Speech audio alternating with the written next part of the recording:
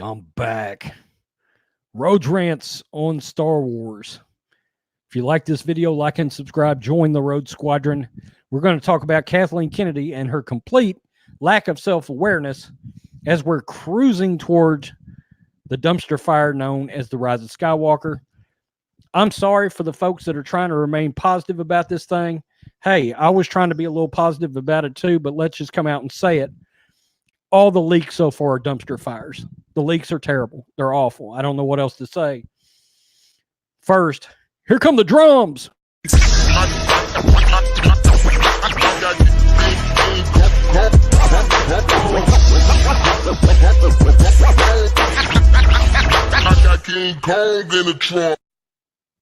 Yeah.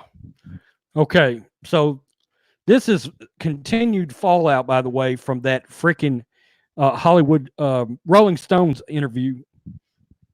George Lucas is no great fan of the current state of the Star Wars franchise.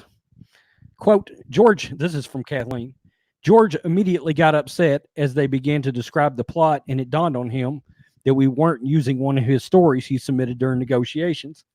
Iger wrote, this is from the book, quote, now in the first meeting with him about the future of Star Wars, George felt betrayed. And while this whole process would have never been easy for him, we'd gotten off to an unnecessarily rocky start. Now, Lucasfilm Kathleen Kennedy said there's, quote, nothing new. Now, speaking about Lucas' current relationship with Star Wars, Kennedy said that she feels the director and producer's criticisms come from the fact that he can't let go of the franchise. He told Rolling Stone, personally, I've had a relationship with George going back to all of us meeting basically 35 years ago. It comes down here, and she said, so initially, I think it was difficult for George. I don't think he anticipated how hard that would be, and JJ came into it with such enthusiasm and reverence for Star Wars and for George, and had to find what was personal for him. He had to make it his own. He may not agree with every choice JJ made. He may not agree with every choice Rian Johnson, the director of The Last Jedi, made. But he appreciates the filmmaking. That I know. Are you sure about that? She went on, I think there's a little bit of regret that he's still not on stage and directing movies and in it still, and that may filter into it as well. I can't really speak on behalf of George and how he is feeling, but I know he's very, very proud of what he created, and to see people go on and enjoy this now into 2020 is pretty remarkable. All that said, Kennedy also said that Lucas came to the set of the new spinoff show, The Mandalorian, and was like a little kid on set. Yeah, but let's be honest. George has got a lot of respect for the filmmaking quality and what Favreau and Filoni bring to the table, okay? They're storytellers, and so's George.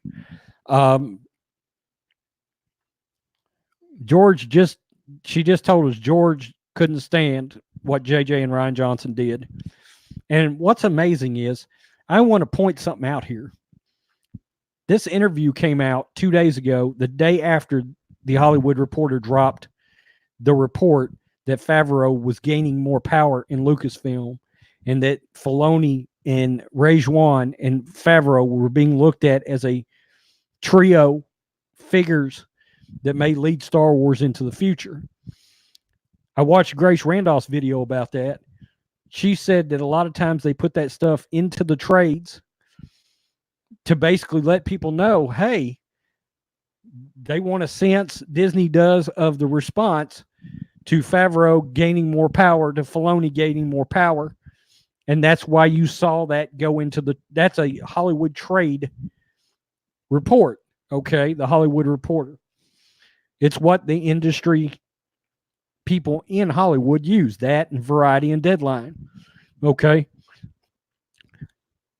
And I think that actually Lucasfilm, mainly Bob Iger, somebody got pissed off that Kathleen Kennedy did this interview with Rolling Stone, because she shows a total lack of self-awareness in this thing. And so did Bob Iger, by the way, with his book coming out as episode 9 is cruising towards us, it's like they have no clue. Why are you guys talking shit about George Lucas? Do you want this movie to make any money? Or has Lucasfilm just accepted the fact that this is a dumpster fire that's not going to do anywhere close to what they had hoped 5 years ago? I think that's got a lot to do with it. I think they're just like, fuck it. Episode 9's a trash fire. I think that's why they're going to release the next director and what the next film's going to be so close to episode 9 having come out.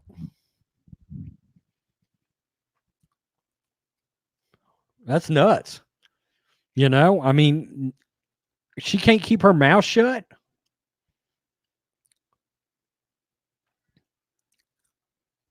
She doesn't realize the hardcore fans, we worship George, you know? George is the Lord and Savior of Star Wars. Yeah, we like Favreau, we like Filoni, especially Filoni, but George is the creator, right? He's the creator. Praise the maker, you know? They don't understand. Every time they speak in a derogatory manner about George Lucas, it just fuels the fire of hate. It just brings the passion out for original Star Wars, the original trilogy, the prequels. It fans those flames.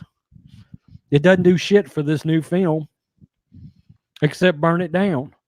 By the way,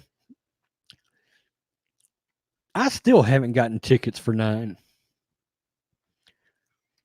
Rogue One, The Last Jedi, Force Awakens, I all had tickets for that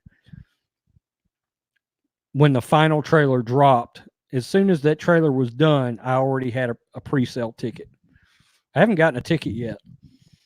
I may buy a ticket next week, but I'm like in no major rush. I'm going to see it, and I'm going to do a fair review on it. If I like the film, I'll tell you I like it. If it's a dumpster fire, I'll tell you it's a burning tire fire out in the field. You tell me what you think, Road Squadron. Peace them out. Till next time.